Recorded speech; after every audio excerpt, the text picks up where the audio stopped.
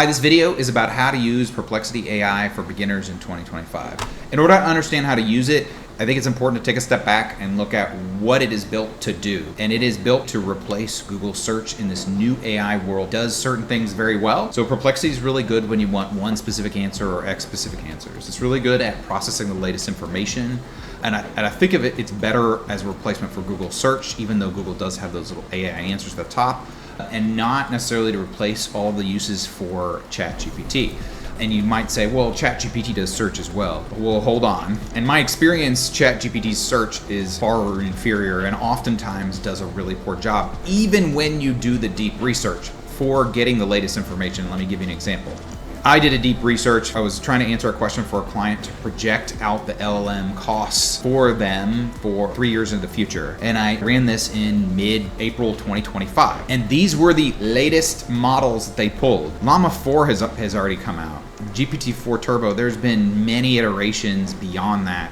All of these models are very old. This one is tending to find some of the older ones. So it did not pull the latest information or anywhere near. It wasn't just a simple mistake. It made a pretty big mistake. While Perplexity was able to pull the latest models successfully and integrate that into their answer instead of giving me old models. Also, one of the best uses, their spaces over here, which I'm going to talk about a bit more in a second, allows you to organize things a bit better.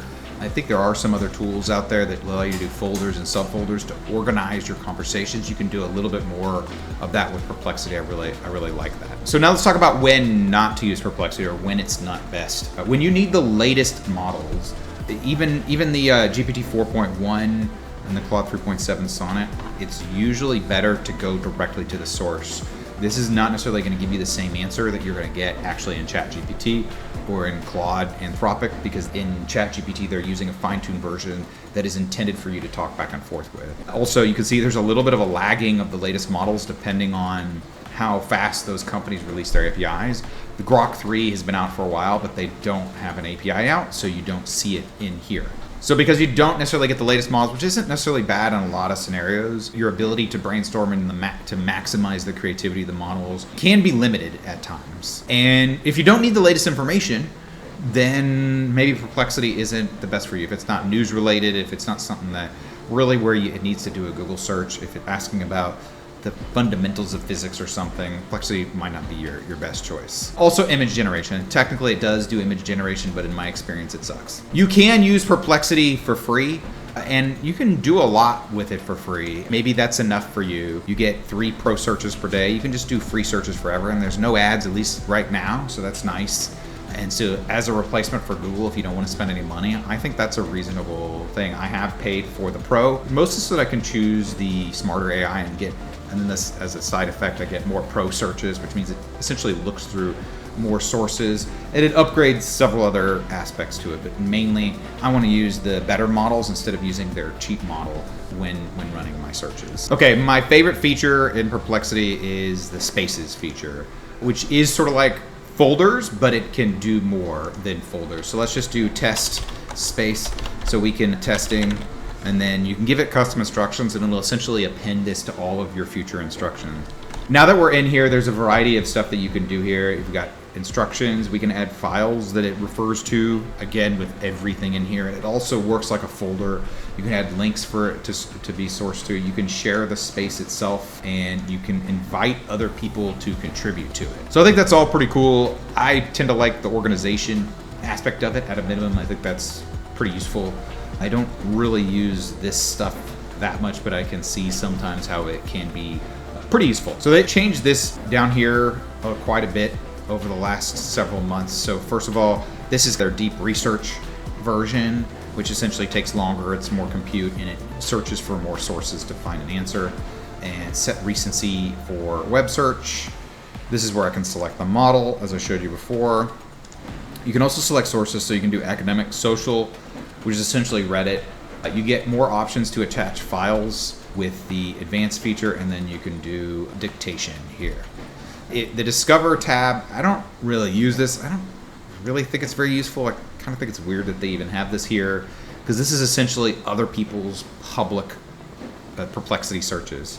So I don't really know why I would be looking at other AI generated content. Maybe for me, they have something curated for me.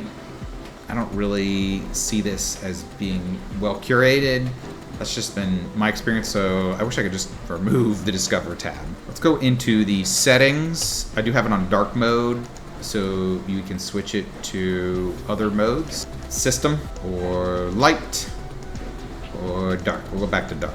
They have data retention, so I have it turned off. They do have this purchases and reservations. I tried setting this up and I wasn't very happy with it. Let me show you an example.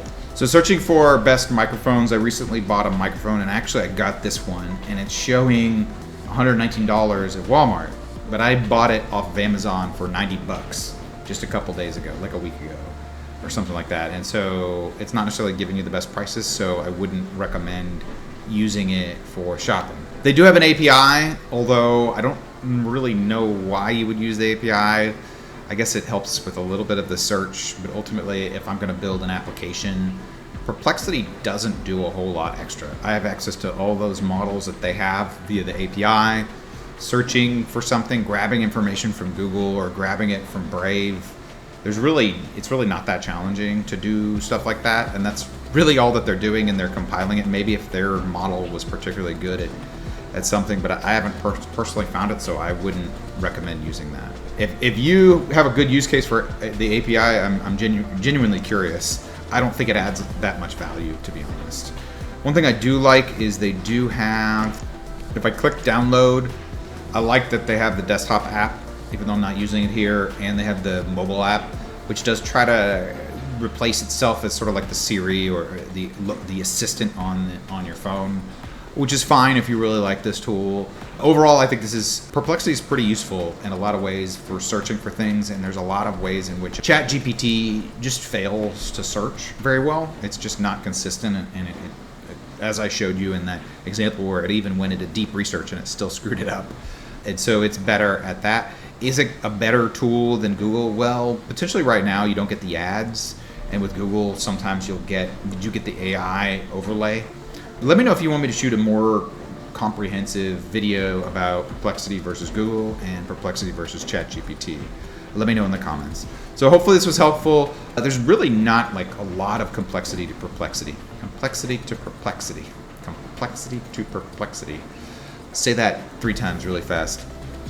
And so there's not a lot going on here other than it allows you to search for things, and it uses AI to compile information and to compress it for you. You have a bit more organization, and you can use all of the top models at which they can have access to the APIs. And that's about it. So let me know what you think. Hope you have a great day. Bye.